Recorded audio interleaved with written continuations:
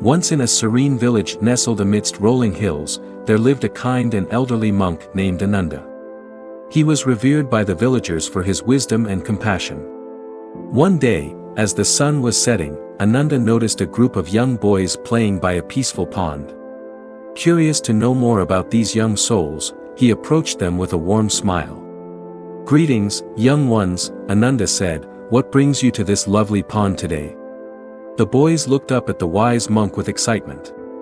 One of them, named Dharma, spoke up, "We are playing a game, venerable monk. We are having a contest to see who can tell the most convincing lie." Ananda raised his eyebrows, intrigued by the boy's choice of amusement. "A contest of lies, you say?" he replied gently. "I wonder if I may be of assistance in this endeavor." The boys eagerly agreed, excited to see how the wise monk would participate. Ananda sat down beside them and began to share a story. His voice was soothing, and his words held great wisdom. "Once upon a time," Ananda began, "there was a young boy named Kavi. Kavi was known for his storytelling skills, and he loved to weave tales that captivated his friends and family. One day, Kavi decided to test his storytelling prowess by telling a lie to his dear grandmother. The lie he told was a grand one," continued Ananda. "Kavi claimed that he had seen a magical dragon flying across the sky, leaving a trail of shimmering stardust in its wake. He described the dragon's graceful movements and how its scales glowed with every hue imaginable." The boys were fascinated by Ananda's storytelling, hanging on to every word he spoke. "And what happened next?" Dharma asked eagerly.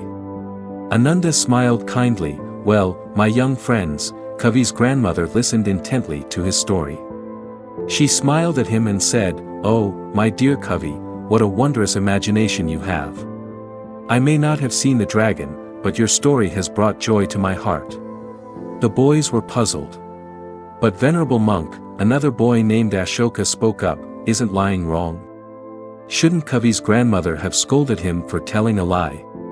Ananda nodded gently, "You are right, Ashoka.